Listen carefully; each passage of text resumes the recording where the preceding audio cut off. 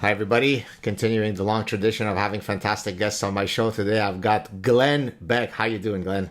I'm great, Ken. How are you? Good. I want to just, for the few people who don't know who you are, maybe somebody lives in the Hadza tribe in Central Africa, doesn't know you. You're a political commentator, radio host, New York Times, best-selling author, founder of TheBlaze. And of course, your most important accolade is that you are now a personal friend of yours truly. Yeah. You know, again, I was just thinking, as I was walking to the studio, I so enjoy you. I watch you. I listen to you. When we met, and what's weird is I associate you with happy, joyful. That is such a...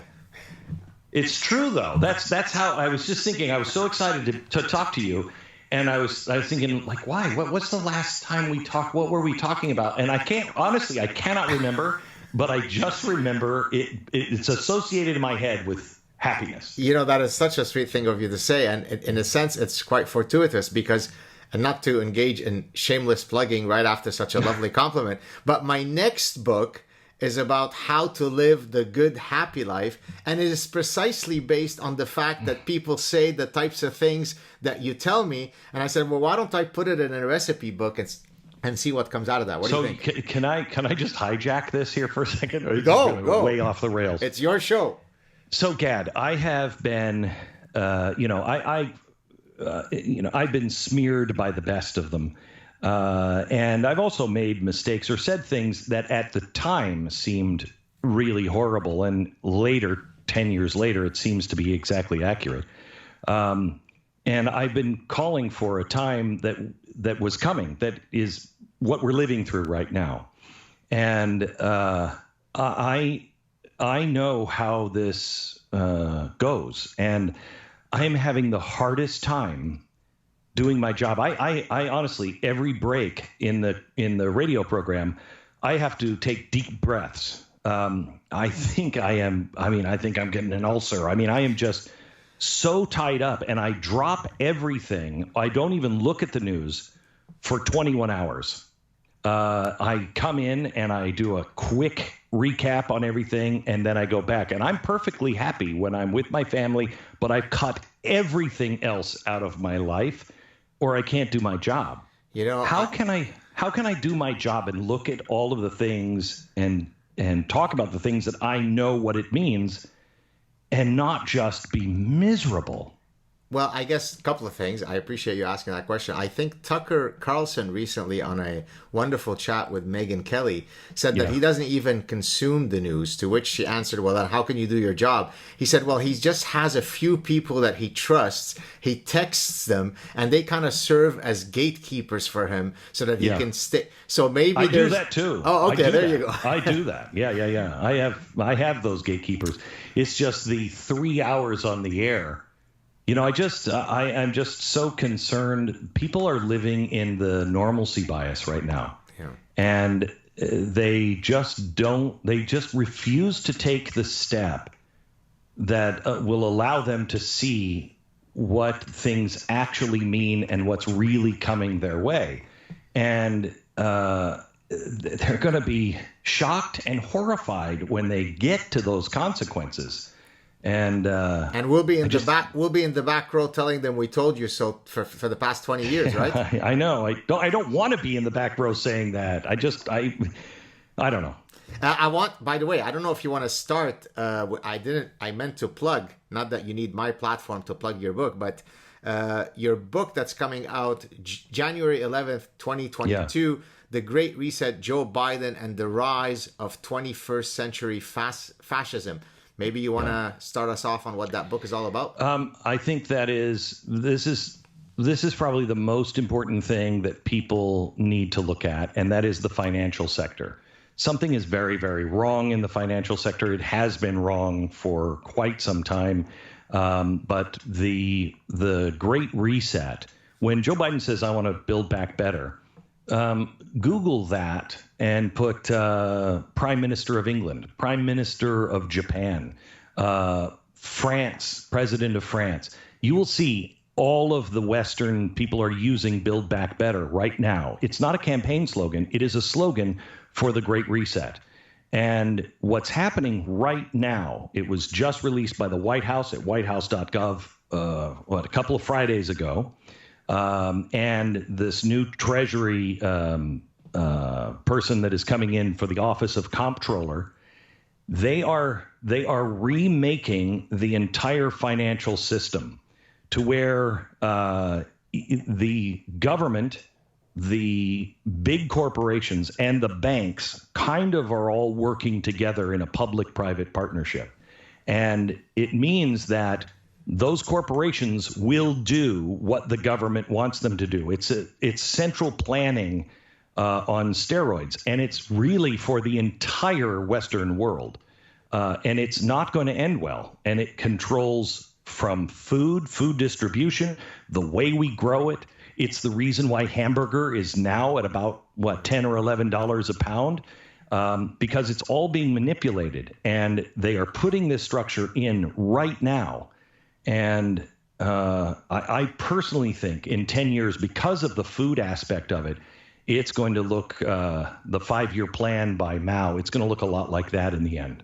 You know, the penchant for a great reset is really found in countless totalitarian ideologies, right? So in Islam, you know, everything is broken down temporarily into what was before Islam, which was the darkness, and then the light of Islam came to shine the light on the world. And then there is, in a sense, the Great Reset when Islam comes in, right? You have it with the Cambodian, dictators. You have it with the Mao. So there's always this penchant of resetting everything, because what was there before we came along was polluted, was wrong, was degenerate, and here we are. Be thankful that we are here to create the Great Reset. So it's, in a sense, it's just the old story repackaged under the Democrat Party. Right, and it's what's terrifying to me is people can't get past words that have changed meaning so many times to see this. For instance, I hate being called a conservative now because I don't know what conservatives are trying to conserve. You know what I mean? A conservative should be trying to conserve those things that have worked and have time-tested value. Don't throw the baby out with the bathwater, okay? The bathwater is clearly dirty, but freedom and the Constitution and the Declaration of Independence, that works, but we haven't been using it for about 100 years. That's what a conservative should be doing. I'm a classic liberal, but FDR took that term and bastardized it, took the libertarian chair away from the table. There's no chair at the table for a libertarian. And he took that and bastardized it into something that is big government. We really, I think, Gad, the reason why we like each other, we might not agree on, I know we don't agree on God, and there might be a lot of things that we don't agree on, but my principles are your principles. Yeah. You can hold that value, and I can hold my value, and we can live side by side and be happy. And you can talk to me about how crazy I am, and I can talk to you about how crazy you are for believing something opposite. But in the end, you don't try to force me to go your way, and I don't try to force you. That's the Western value that we're missing now. Bingo. I would add another thing that I think draws folks like us to one another, which then I want to link to, say, someone like Kamala Harris, who exhibits the opposite trait, is, I think, if I can speak for both of it, likability, certainly, authenticity, right?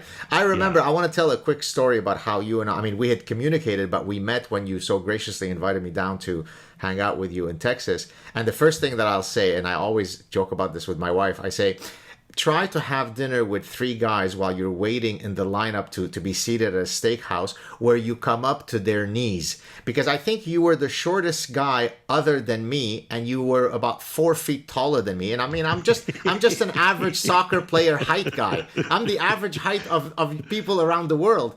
And meanwhile, you towered over me by about 4 feet, and you were shorter than the 2 other guys, if you remember. I think Tyler was one, and the other gentleman, his name escapes me. Well, anyways, as we sat down, you know, there was no pretense about you. You weren't the famous Glenn Beck. You were super warm. You were kind. It's as if old friends were getting together. I think that element is something that draws like-minded, authentic people to each other. They could smell each other from 10 miles away. And then that makes me wonder then, so then let me bring it to Kamala. What is it that can make you or me or millions of other people cringe at every syllable she utters because she's so inauthentic, and yet other people called humans don't see that inauthenticity? Help us out, Dr. Beck. Oh, I don't know if I can. Let me give you a couple theories. The reason why we're authentic is because for some reason or another, and I say this carefully, we're not afraid. We're not afraid of being exposed because we just lay it all out there. And if you don't like, I'm comfortable enough in my own skin, so are you, that if you don't like me, that's fine. I don't really care. And I'm not willing to change who I am to be more popular. I've done that before. That's a nightmare that leads to alcoholism. And so the people that don't sense it, I think, just haven't shed their own fear yet. It's very empowering when I was at Fox News, and I'll cut the story really, really short, but I was being threatened by somebody at Fox News, and I'm so open, they had nothing to threaten me on. I knew that they were bluffing when they said, we've got some stuff, we've heard some things. Have you really? Go ahead, tell me, what is it? Because I know my own life. Right. And it is so freeing and empowering. It's the opposite of what you expect to happen. You expect that when you would share with somebody your flaws or the worst things that you've ever done, that it's going to cripple you. It does the opposite.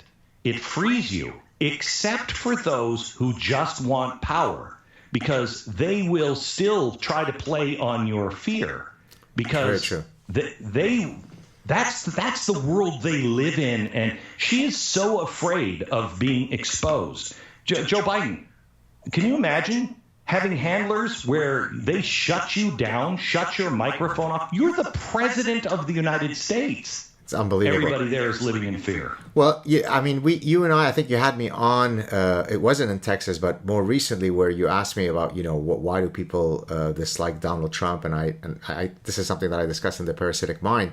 And I still am baffled in looking at many of my so-called intellectual colleagues who are unable to look at someone like Joe Biden, at someone like Kamala Harris, and are so intoxicated. And I don't know if I mentioned this saying. It's an Arabic saying. Maybe I did mention it on the show, but it's worth repeating. Imagine if this were the cork of a wine bottle. So there's an expression in Arabic that says, getting drunk by simply smelling the cork of the wine bottle, which basically means what? I am so weak and feeble that I don't need to actually go through the hard work of drinking the wine to get drunk. I simply get drunk by smelling the cork. Now, how do we apply this to Barack Obama or to Donald Trump?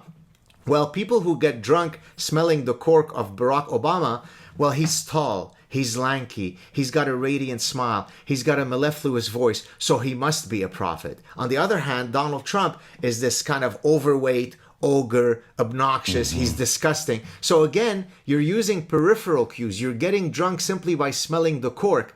And it's an impenetrable bias, because otherwise very intelligent people that I know are intelligent truly believe that Donald Trump was going to usher a nuclear holocaust, was going to outlaw sex, was going to martial law, end democracy. He was going to end the economy. We were going to do barter, right? I'm going to give you my shoe for your fish. The economy, they weren't being hyperbolic. They were being literal. How do we get through to those idiots? I don't know. I don't know if you can. I think there's we're at a breaking point here where your delusions on either side. There are people also that look and say Donald Trump was the savior of everything and he could do no wrong. That's not true either. You have to be authentic with yourself, and that means, Gad, that when new information comes to you, I was very dead set against Donald Trump because I thought he was going to be an absolute nightmare. But when new information came in and he wasn't doing those things, I agreed with most of his policies. And I had to be honest with myself and say, I was wrong. Because you're epistemologically authentic. That's another part of authenticity. Exactly. Yes. And so, and I didn't do that. I knew I was going to be called a sellout by some people. And I knew I was going to always be called a traitor to other people. And it didn't matter to me. It hurt when that happened. But what was important to me was being true to yourself. And so there's a lot of people that on both sides that cannot accept that they voted the wrong way. Yeah. They cannot accept that this is actually happening, because if they do, it will require them to admit that they were wrong in many different places. And people right now are just trying to win. And when that happens, nobody wins. Nobody wins. Well, you have to look for reconciliation inside of yourself, reconcile with the truth, and reconcile with the truth with everyone else. That way there's no losers. Yeah, amen. I mean, that's why I always say don't belong to any political tribes, rather belong to the tribe of truth. Now, that someone can come and say, but what is true to you might not be true to me. Well, no, there are certain foundational principles, deontological principles, meaning they're absolute truths, right? Presumption of innocence is something that I never waver away from for political expediency. And yet, you have a lot of my super progressive, nuanced thinker colleagues who, when it came to Brett Kavanaugh, presumption of innocence could go out the window because, he's just such a bad guy, right? Oh, you're moving. Your screen is moving. Maybe move it back to the center of it. Yeah. Can you move it back, guys? Yeah, it's deadly when you get there. Right. Or for example, when Donald Trump was taken off Twitter, some guys who I would have thought were quite absolutist in their defense of freedom of speech suddenly said, but when it comes to Donald Trump, he's so dangerous that the clause or the principle of freedom of speech simply doesn't apply to them. So there is such a thing called truth that is outside of our personal biases. And if we commit to that, then if we're going to be tribal, at least be tribal to truth rather than to a political party. I am with you on this, Gad, and I've been saying, and I don't know if this... I really truly believe this would work, but I don't know enough people that would actually do it. And that is, stop having conversations about the daily news and start having conversations about the Bill of Rights. Right. Because those things are true. Yeah. And if you can't agree with me, just give me 9 out of the 10. Yeah. If you can't agree with me on the Bill of Rights, then you've moved so far into a radical position where you're denying that these rights are truly held by individuals and the government is instituted to protect man and those rights, that we can't have a conversation. But I still truly believe if you cannot make it about politics, you will be able to have a conversation and a uniting conversation all around the rights. Right. Well, I there's a quote that I use in my last book. I can't remember it exactly. I'm going to butcher it now, but something like, small-minded people gossip about other people, whereas, intelligent, highbrow people talk about ideas, right? So if you and I are sitting and just gossiping about Alexandra Cortez, then we are gossiping about an individual. Whereas I'd like to sit down with you and talk about, so is there any context where absolute freedom of speech should be contingent, right? It goes above individual actors, right? It's a principle that we are discussing. And I think that's not an easy penchant for most people to have, because we've evolved. As an evolutionary psychologist, I can tell you that we've evolved to gossip about the mundane, right? Hey, did you hear the neighbor? She's cheating on her husband. Hey, did you hear? He's impotent. He's not performing in the bedroom. So people are stuck in the daily mundane reality, and that's what they gossip about. So the daily news becomes intoxicating to me because it's easy for me to gossip about individual players. Does that make sense? Really good. Yeah, that makes total sense. Really good. But I think that's what people are. That's why people are listening and watching you, because they're looking for something of value and of meaning. And I think that's why the suicide rates are through the roof. Nothing is real. Nothing really matters. And we can have all this technology and still be real, but it forces us to be authentic, be who we really are. So to go back to authentic, forgive me for interrupting you. I hope I didn't.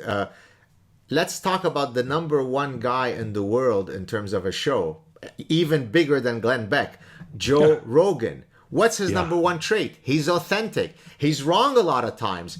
He admits when he's wrong. He shoots from the hip a lot of times without knowing necessarily what he's talking about. But what you see is what you get. There is no modulation.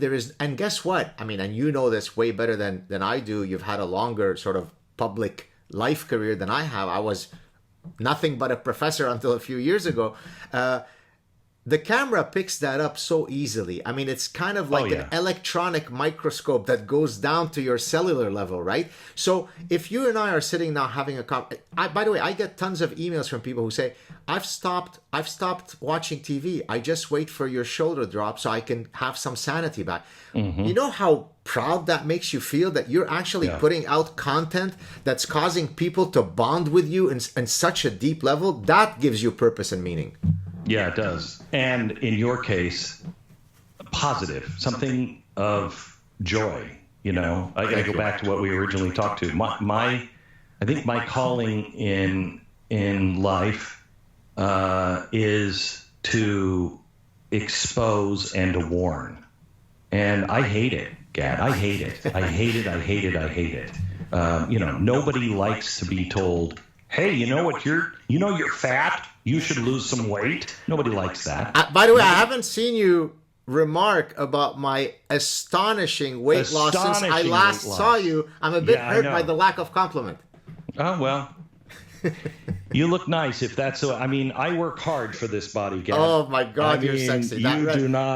You do not have a body like this without working hard. I like this all the time, all the time. I can call you technically Chris de Burgh's famous song Lady in Red, because technically, even though you have a mustache and goatee, you could potentially be a lady. I could be a lady or not. Or not. I read, I can never say this guy's name, Alexander Stolitsyn. Is that right? Yeah. It's not good enough. I read his essay about not living with lies, and he wrote it to the people of Moscow right before he thought he was going into a gulag again, but he was actually allowed to leave.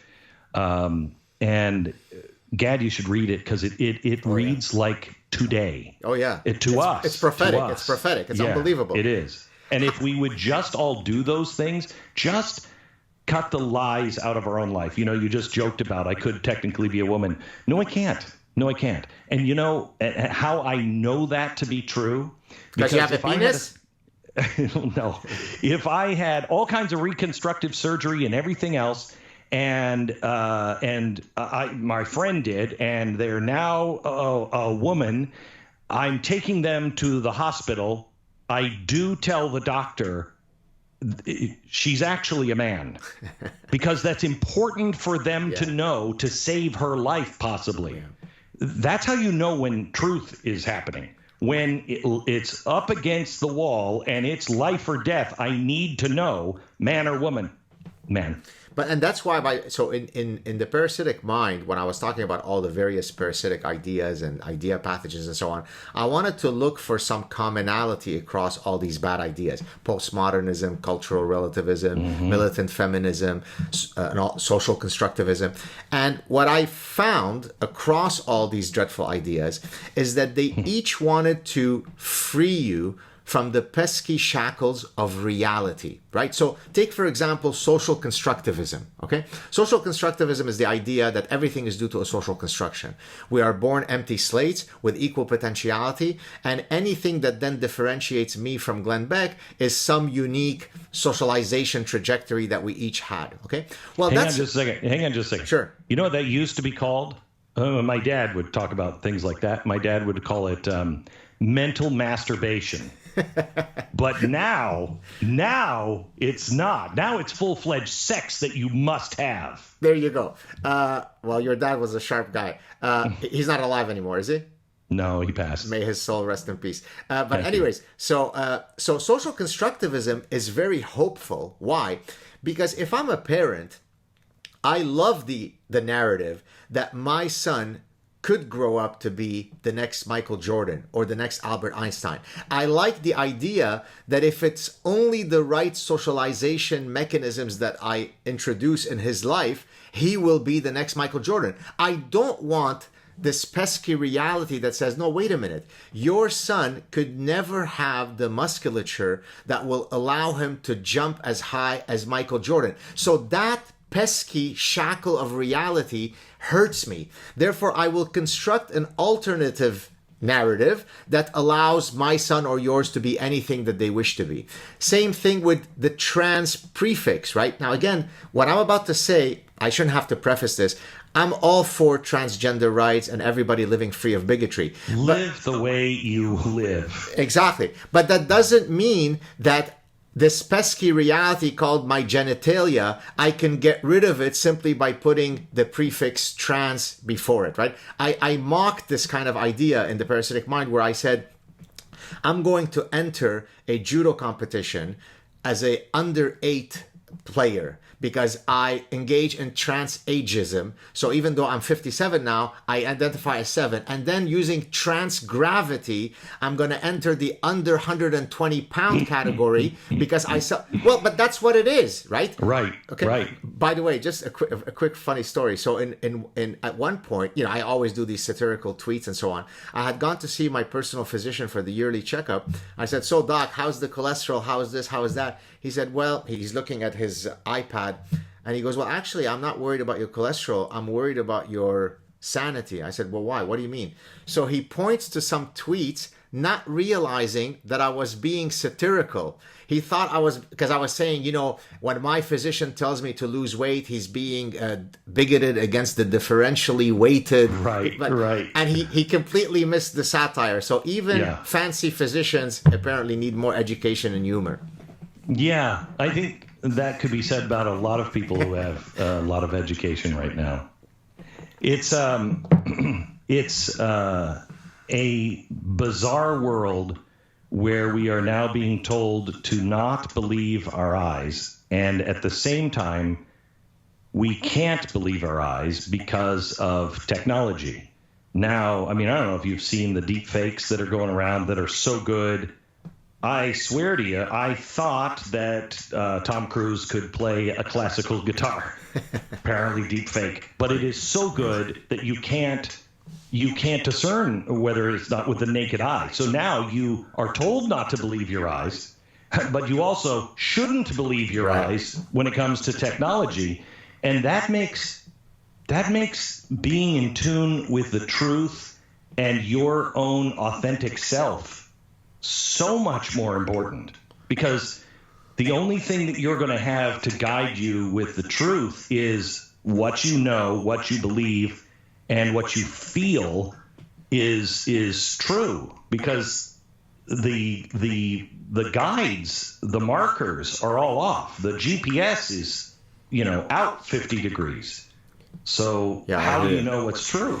Well, speaking of being true, so I am someone who is, you know, pathologically honest to a fault. My mother used to always tell me, God, the world doesn't operate according to your purity bubble. It has a lot of grays. It has a lot of nuances. She used to tell me this when I was a kid. So now I'm facing a situation and I want to seek your wise counsel, and I'm doing it publicly. So I have these unbelievable detractors, well, tormentors, who, since my book dropped, are coming after me with unbelievable defamation. I never heard of these guys, never heard of any of their work, never seen, like, really nasty folks of the... You must be over the target. Yeah, right. So let's just put it this way. They're sort of white power type of guys.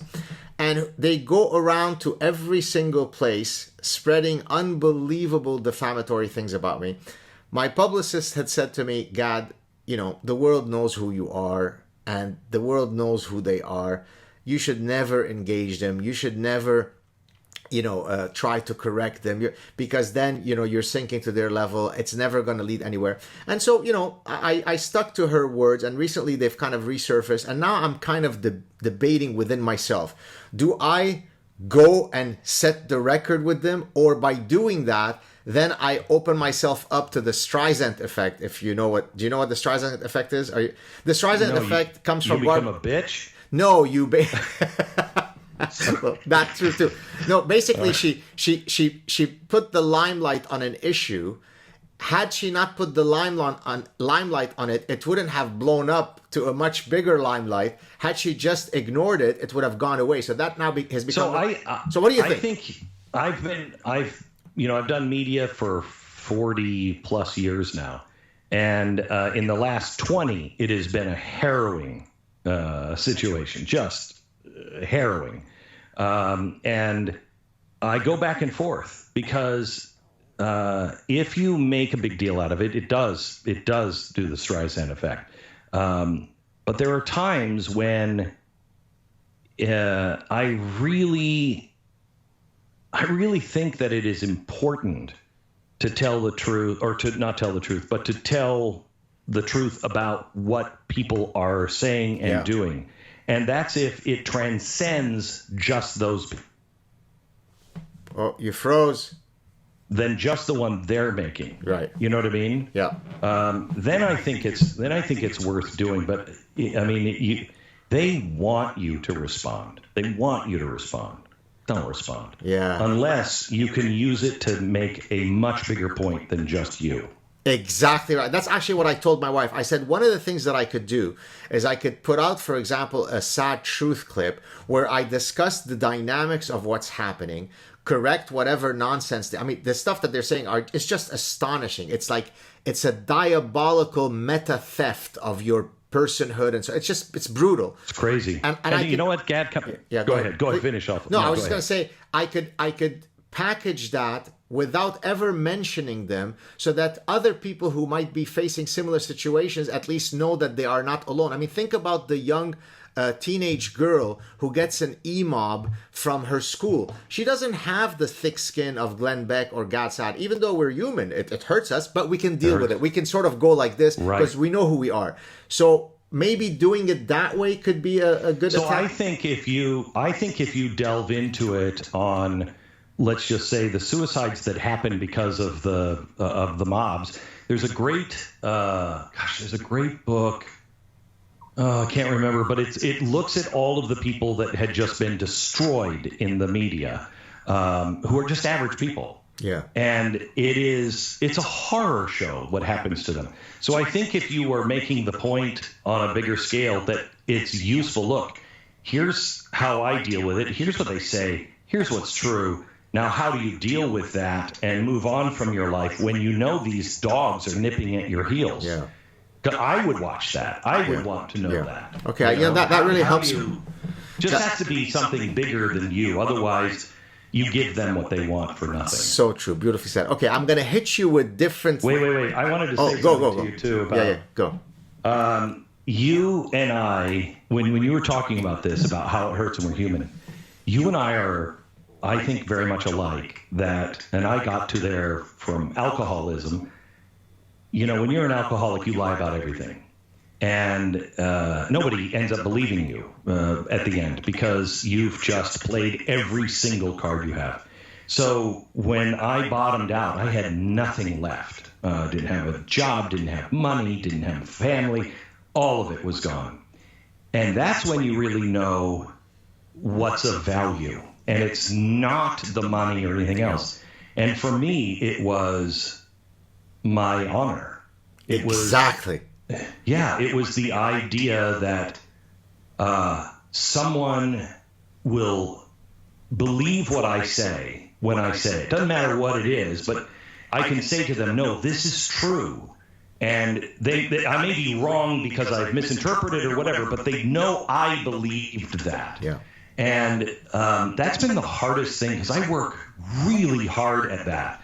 Let your yes be yes, your no be no, and tell the truth. It's the only thing that keeps me from drinking, quite honestly. Yeah. And so when people come after you and accuse you of real dishonesty and you're just a fake and you don't actually believe this or whatever, that hurts. That hurts. And I think I just wanted to say that because I think you probably feel the same way. When people come after you on your character, when you are nothing like that, exactly, it's a special kind of arrow. And in my case, it's even more profound to hurt in the following sense. And this maybe relates back to my purity bubble that my mother told me to get out of. I genuinely am offended by the fact that such people exist. In other words, my pure mind cannot so my wife will say, well, why are you upset now?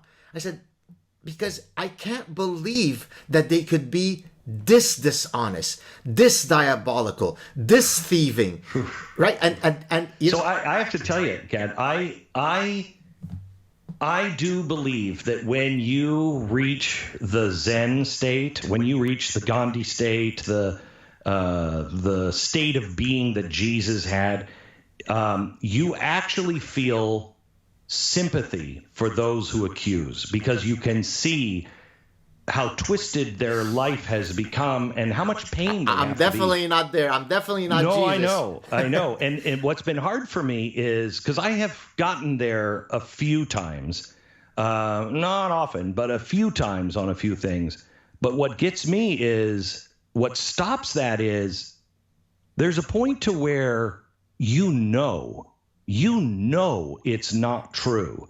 And what you're doing is diabolical. You are standing against something that you know is true, and you're doing it intentionally to destroy. Yeah. That's just evil to me. And I have a hard time getting my arms around that. To give you a sense to how pathologically pure I am, I kind of have the following fantasies regarding such people. That there is a way that I can reach them so that by the end of that process, they will turn to me and say, I'm truly sorry for having written those things. Me too. Isn't that amazing, right? Yeah. So it's almost like, it's not because, oh, I'm such a prophet or something. It's because I genuinely want to reach wherever their humanity lies and say, man, you don't have to lie. You don't have to cheat. You don't have to try to advance yourself by defaming me. Just do your thing, brother, and hopefully good things will happen to you. But my wife looks at me and she goes, are you real? Like, are you a psychologist, really? So let me tell you, I think you are real. I think I have an example of this. A guy who is one of the bigger names in producing and writing in all of Hollywood, television, movies. I mean, he is a massive, massive name. Years ago, 7 years ago, they wanted to do an animated TV series around me. And there was going to be another person who was the exact opposite of me playing the other side. And I thought it was really funny. And this guy is a brilliant comedy writer. And when I first heard that he was coming out, I thought, wow, that's a big gun. But also, isn't he a communist? And I couldn't imagine that, he would be able to just write my POV. And he came in, and I reached out to shake hands with him. And Gad, I'm not kidding you, his hands were shaking. And he said, oh, no. I've heard about you. He said, I have waited for years to say things they say things to your face. Wow. And I've got a lot to say, and I'm not going to be spun into your web, because I hear once people meet with you, you turn out to be exactly the opposite. Well, I'm too smart for that. And I said, okay. This was a business meeting. We sat down in my office, and he went off for 30 minutes. Just a monologue. But about what? Minutes. Like your ideological position? Everything. Okay. Everything that I've ever said, ever done, and how I'm just destroying the planet, and you name it. I was the Antichrist. And he finally kind of caught himself, because, again, it was a business meeting. There were a lot of big people in this meeting. And he said, okay, I'm sorry. because somebody had touched his arm, and he's like, okay, I'm sorry. Let's talk. And I said, we can't talk until you get it all out. And there is a lot more for you to say. And he said, well, you're damn right. And then he went for another 20 minutes. I had 5 minutes with him after that before I had to leave.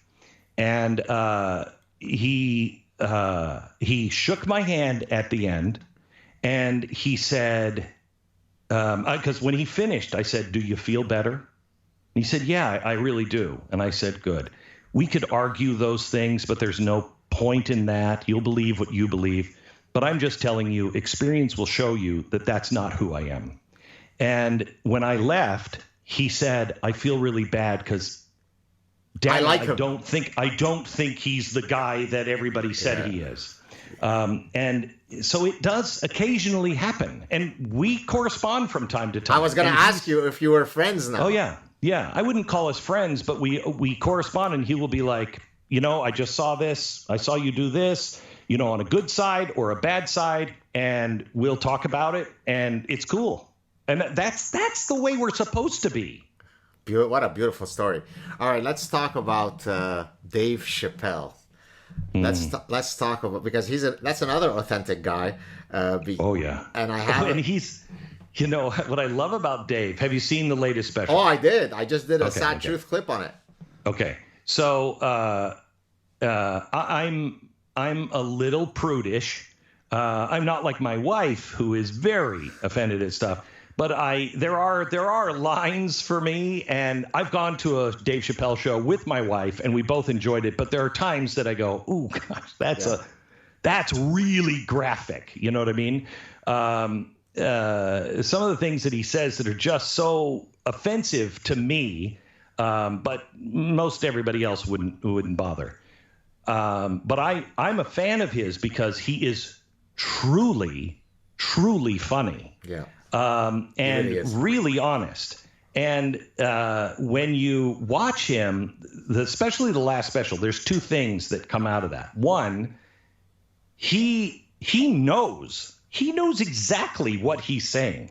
He's only saying much of it just to needle people. Did you notice several times he would say things and then he would laugh? He would look, and be like, oh boy. He knows what's coming after him, which makes me like him even more. I'm not afraid. Yeah. Burn me at the stake. Yeah. I'm going to say it because that's the right thing to do.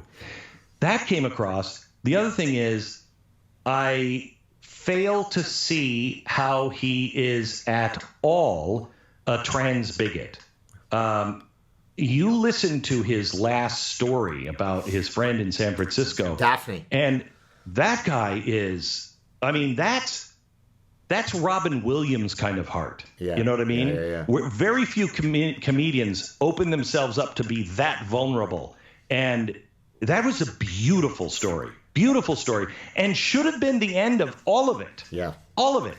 Well, that's why, number one, I was super pissed when George Takei, I don't know if that's how you pronounce it. He put out a thing, so I went after him on Twitter, and then of course people came after me for going after him. So number one, there's no way you could have that position if you actually watched the special, because you would have come away with the opposite position. Exactly. The second point, the other thing I was going to say, and I don't know if you picked that up, because earlier you and I were talking about, look, we're human, and of course, even though we're honey badgers, it does hurt us.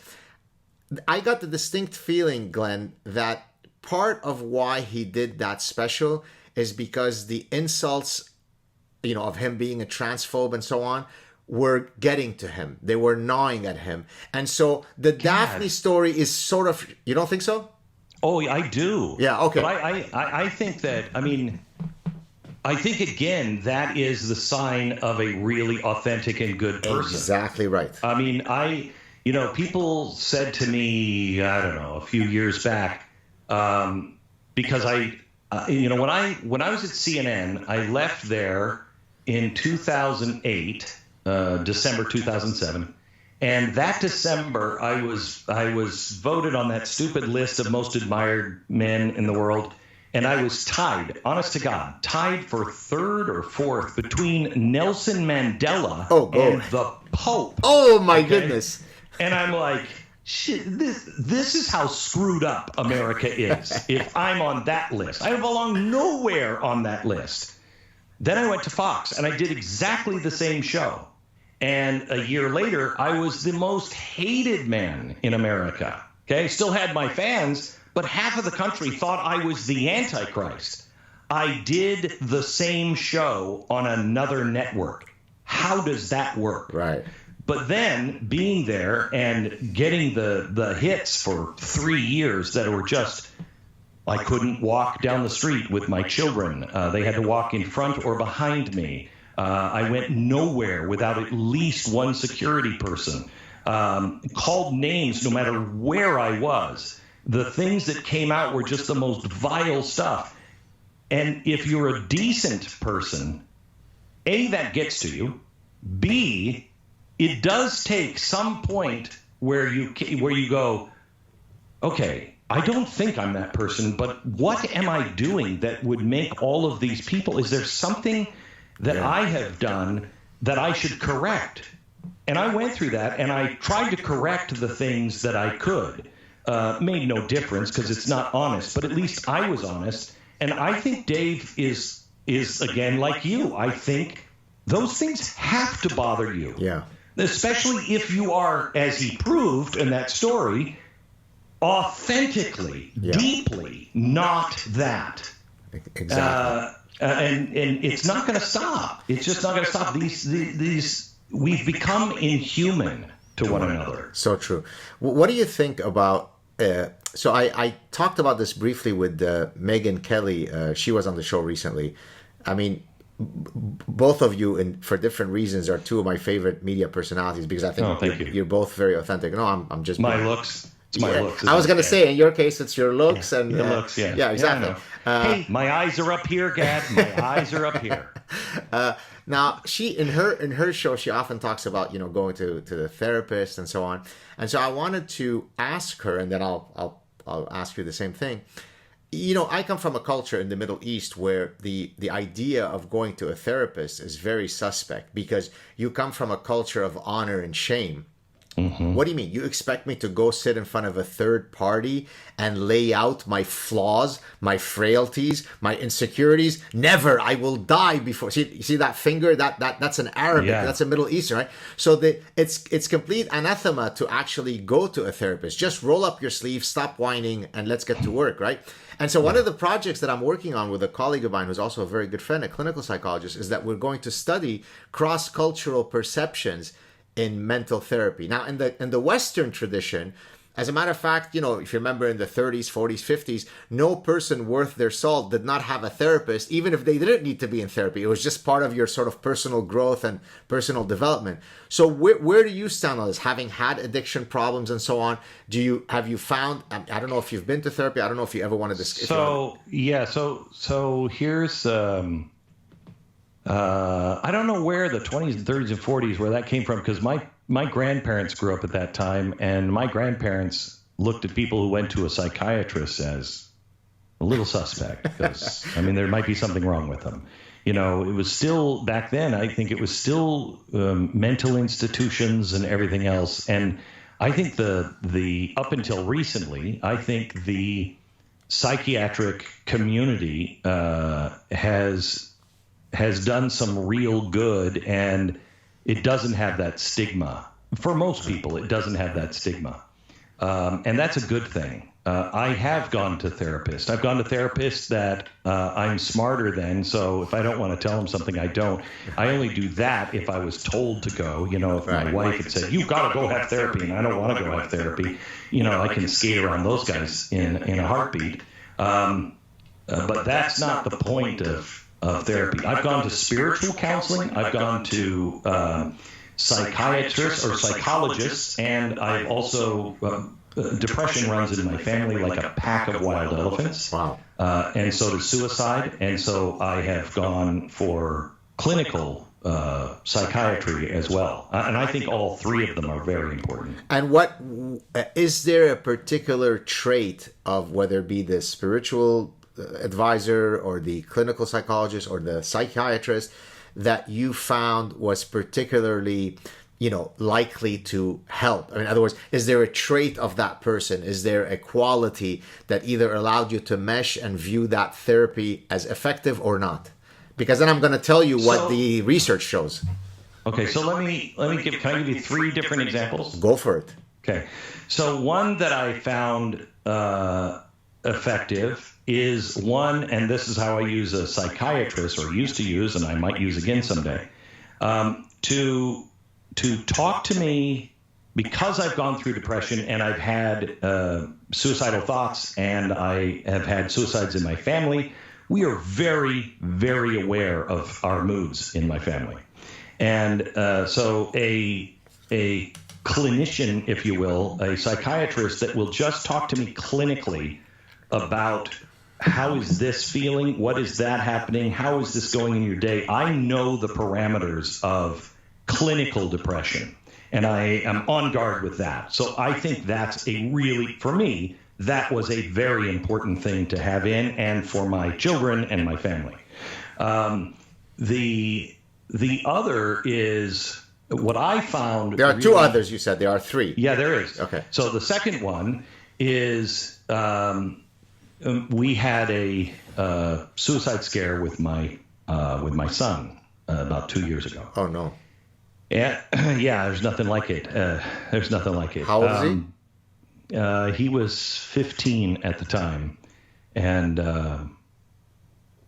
it's just 1:00 in the morning. The police arrive at your house. Is your son here? You're like, what's going on? Suicide attempt. A friend just reported, and it's horrible. It is absolutely horrible. But we found a really great psychiatrist who I really like. My son doesn't, but I really like him because I watched him after he talked to my son. We did some family stuff with him, and he does all of his thinking on his windows like I used to when I was putting things together when I was in New York, and I'd have these windows, and I would just use erasable markers to write on them and tie things together. And that's exactly what he does. He listens. And then when you finish, he goes, okay, that doesn't really fit with this. Help me solve that. And he can solve things pretty quickly that you might have missed because you have the narrative that's running. And I like him because he's a fast thinker and he connects things that we as a family might have missed. Then the third example, I was with my son with a therapist he does like just this week. And we were sitting in there, and he said to him, hey, what was it? It wasn't this, because it was much more off the beaten path. But it was like, hey, did you win your football game last week? And he hasn't seen this guy for maybe 3 months. And he said, hey, did this happen? And how's Peter, your friend? And blah, blah. And he wasn't looking at notes. He genuinely cared about my son. And there's something to that genuine connection that was a little overwhelming. I walked out of there loving that guy because he actually it's not a job for him. I mean, it is, but he has found the way to actually love my son as well. So all your 3 answers are brilliant, but the research that I was going to cite is related to your third answer, which is the most important quality, more important whether your degrees are from Harvard or MIT or whatever, how many degrees you have, it's the empathy and the attentiveness to live, right? You can have a therapist who is the most qualified person you could ever think of, but when you sit next to them, they're sort of doing the Joe Biden looking at their watch or clock. They're not exhibiting cues of empathy, right? In that case, you better find a friend who has 0 training in psychology or psychiatry, but who's very empathetic. And I can predict for you that friend listening to your troubles is going to be more effective as your therapist, right? Well, Gad, I have to tell you, I have a friend who they didn't know what was going on. Actually, after this, I'm going to see him in the hospital. They didn't know what was going on. And I haven't said this to somebody else at all because we just found out it's not this. And but he's my brother. I mean, he's my best friend. He grew up in my house when we were teenagers. And he goes in with some stomach issues. They don't know what's going on. And an oncologist walks in. There's been no testing done except for a CAT scan. And the oncologist walks in with his wife, the two of them, and he says, I really think you have stage 4 cancer. And they were like, what? I mean, just like that. I really think you have stage 4 cancer. Well, she fell apart, and it screwed with his head. And when I saw him the next day, he was like, Glenn, I just don't think that's right. I just don't feel like that's right. And I'm like, geez, man, who says that? It's a doctor who believes he's always right. Yeah. He's God, and he has absolutely no empathy. He could not see himself in the role of my friend or the wife. He couldn't do it. That's just beyond bad, especially for a doctor. And the cruel irony is that person, the physician, is looking at people who are at their, by definition, most vulnerable. Physical, spiritual, psychological state, and they don't know what the truth is. They're looking for the truth, and here comes a doctor who's supposed to tell you the truth, and he knows, and he just says it. And you could be devastated by that. If you walk into a doctor's office and know that they don't know, most likely, their ass from their elbow when it comes to looking over the horizon, unless it's something very specific and they have all the data points. Right. And even then they can be wrong. Yeah. But if you don't go in with that attitude, if you get a bad bedside doctor, man, it's trouble. I hear you. A couple of more questions. You know what, Gad? Can I just please say this too? On the empathy thing, though, those doctors don't have empathy. Gad, that's why you and I have to try to not listen to your wife, because we don't. How many times have you been with somebody and there's been something that you really were angry about, and then when you talked about it, let's say 70% of the time it was right. Okay, you were right to be mad because that's the way I. But there's a good 35% of the time where, wait a minute, you thought what? Right. No, that didn't happen that way. And just little things that they have wrong, and it might have been something that you or I have said a long time ago that they misinterpreted, and then it just built. Yeah. And as your fame gets bigger, they're like, but he doesn't believe in this, he's a fraud. And just that one correction, if we can just have enough empathy to be able to actually listen to somebody who hates us. So true. All right, a couple of more questions, because otherwise I could keep you here for another 4 hours. That's how much fun it is to talk to you. Let's do 2 more questions. Is that okay? Do we have? Yeah. Okay. Sure. Question 1.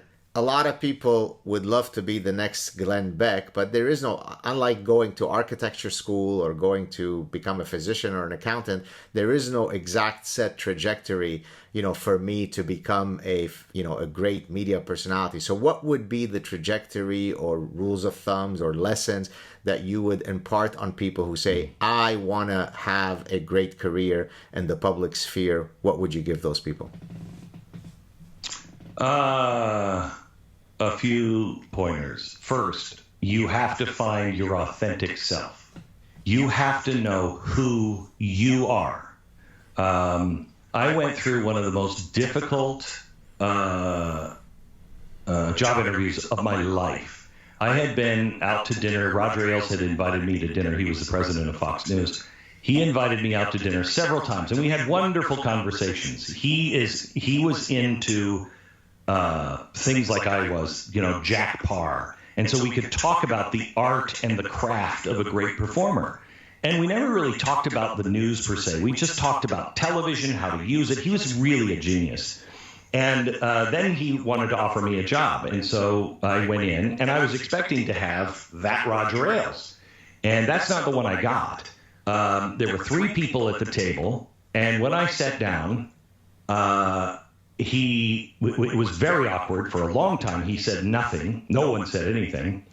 And I'm like, okay, who's going to say something? And his first statement or question to me was, what did you think of the 1972 Chinese treaty that Kissinger brokered? And I'm like, that's how And I'm thinking, I don't know anything about that treaty. And I went, Roger, I have no idea. I have no idea. Sorry, I'm not up on the 1972 China trade treaty. He said, Didn't say anything for about 4 minutes. And I'm just like, oh my God. And then he said, okay, well, you got to know this. Tell me the 4 best things that Eisenhower did that you think we should do now.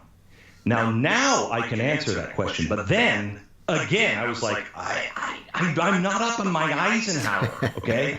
And I said, Roger, I've got 2 ways to go. I could bluff, because I know a little bit about that, but I have a feeling you would know the minute I started. Or I could end this interview and the possibility of working with you by saying, I don't know that one either. And I think I'm going with the last one. And then he didn't talk to me again. This went on for 2 hours. And I mean, he pushed me up against the wall. He tried to make me angry. He did everything he could. He challenged me on everything. I felt like I had lost 10 pounds by the end of this interview. And I certainly was not getting the job, because every indication was he hated me and everything that I believed. And he was good at convincing me of that. And he said, okay, I think we've heard enough. And everybody stood up, and I stood up, and I was putting on my coat, and I was like, well, this has been good. This has been fun. And I'm thinking, I'm done. I'll never see them again. And he looked at me, and for the first time he smiled, and he shook my hand, and he said, young man, it is very rare to sit with a man who knows who he is, knows who he is not, is willing to say what he knows, and willing to say, I don't know. Oh, that is a fantastic story. Right? And by the way, that's who you have to be if you're going to be successful. You have to be. Otherwise, there's too many cards you're going to be playing that you won't know how to handle. So I would summarize this fantastic story with 2 words: epistemic humility, right? A good thinker, a good scientist knows what he or she knows and knows what they don't know. So when I'm asked about a topic that I think I deserve to have all the swagger because I really know what I'm talking about, then I will walk with that kind of self-confidence. Likewise. But if you ask me a question, you tell me, hey, God, Justin Trudeau was one of the first politicians to legalize marijuana in Canada. Can you give me the pros and cons? I'm going to look at you and say, you know what? I just haven't done the requisite homework to be able to offer you a really good answer. And so many people are afraid to say that. And it is so empowering, because the person, unless they have a political agenda, the person across from you goes, okay. And by the way, it goes back to, I think, probably the topic that's been most pervasive throughout our conversation today: authenticity, because you're being authentic about what you know and don't know, and that, by the way, creates trust. If I stand up in front of a bunch of undergrads who are 20, 21 years old, all looking at me because they know me and so on, as if I know everything, and then some kid asks something and I go, wow, what an amazing question, you know what, I don't know the answer to that, why don't you send me an email and remind me so I can go and check it? Right away, that creates trust, because they're saying this guy is not so full of himself that he's willing to BS us, even though we probably won't even know that he's BSing us. Rather, he admits in front of the whole class that he's been stumped by this question by a 20-year-old. So I think it creates trust. It does. It does. By saying you have to know, Neil Armstrong wrote a friend of mine's children a letter and said, the most important, he asked, would you write my children and tell them what you think it takes to be a man? And the most important thing he said was trust. He said, if we didn't have trust with every single person on the line, we would have never made it to the moon. He said a man must know that everyone along the line is telling them the truth. Otherwise, you'll never achieve anything great. Fantastic. Go ahead. Wait, one other thing on this. Yeah.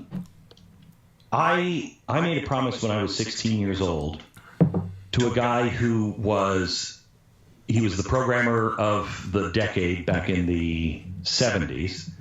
And about 1982, he kind of takes me under his wing, and he teaches me all kinds of stuff. And now it would be kind of creepy. He was like, are you like a pedophile? Why are you hanging out with this young kid? None of that happened. But he was always forthcoming on everything and a real mentor. And I asked him when I left about 19, I said, why did you do that? You had no reason to take me at 16 and with the garbage I was doing on the radio station to teach me like you did. And he said, because I saw something in you that I had when I was your age. And he said, and I didn't do it. I knew this conversation would come. And so I want you to now promise that when you see that person, you will give them everything you know. And I've done that a couple of times to people. And the reason why I bring this up is because you asked about people that want to try to do. I just hired somebody who had just started podcasting, had done maybe 3 podcasts. Nobody was listening to them. And they had written something that was really eloquent. And what they had learned from me over the years and then how that folded into their life. And I was a footnote to this story. And I read that, and so I got the phone number of this person, and I said, so you want to be a storyteller? And I actually got the text, and so I wrote to her, and I said, so you want to be a storyteller? And she said, this isn't Glenn Beck. And we went back and forth for a while, and I had to finally call her so she believed it was me. But she said yes, and I said, so write some stories for me. I want you to write. And I worked with her, and I did what Roger Ailes did. I pounded her to the wall. And she passed and said, I don't know that. But then followed it up with an email 2 days later. I've read up on that, and here's what I think this means. Nice. I just hired her Tuesday. Oh, wonderful. And she's writing. I want the opportunity to share what I know. I'm looking for people that want to do this and do it right, not for fame and fortune, because that's battery acid. Wonderful. Last question. So let me set it up. I always ask this question of my guests. It's sort of become a tradition. One of my former professors of psychology in my doctoral training, his name is Thomas Gilovich. He pioneered the study of psychology of regret. The idea being that if you ask people, what is it that you regret most in life, looking back at your life, there are 2 types of regret that we could think of. There is regret due to action. I regret that I cheated on my wife and that caused the dissolution of my marriage. So I did something and I regret it. Versus regret due to inaction. I regret I regret that I never pursued my passion as an artist. Instead, I followed my dad's footstep, becoming an accountant, and I hate my life as an accountant, right? Now, for long-term view of regret, most people actually are much more haunted by regret due to inactions. And so, having set that up for you, what are your regrets, and are you willing to discuss some of them with us? Yeah, I suppose I have several. Most of them come from stupidity, but the ones I really regret are omission and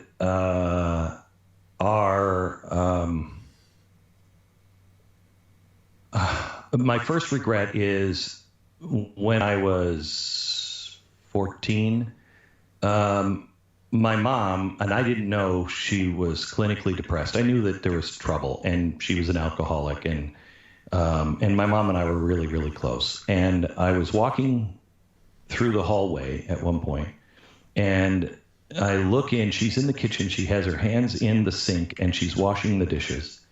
And I heard almost an audible voice, stop, go back, tell her you love her, she won't be here long. And I dismissed that.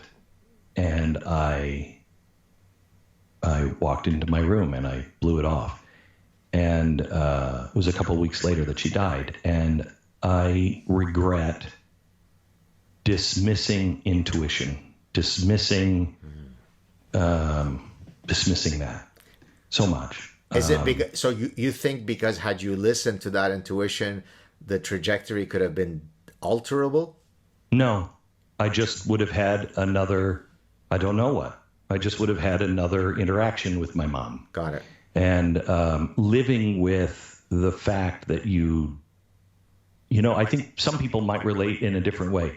You have an intuition, don't do something, and you do it anyway, and it turns out poorly. The second story revolves around my dad. I didn't know until I was 30, 35 in my life why my dad and I had such an awkward childhood, and all of the kids did. My mother was abusive to my sisters. I wasn't aware of that. And my dad was kind of absent because he was abused by my father.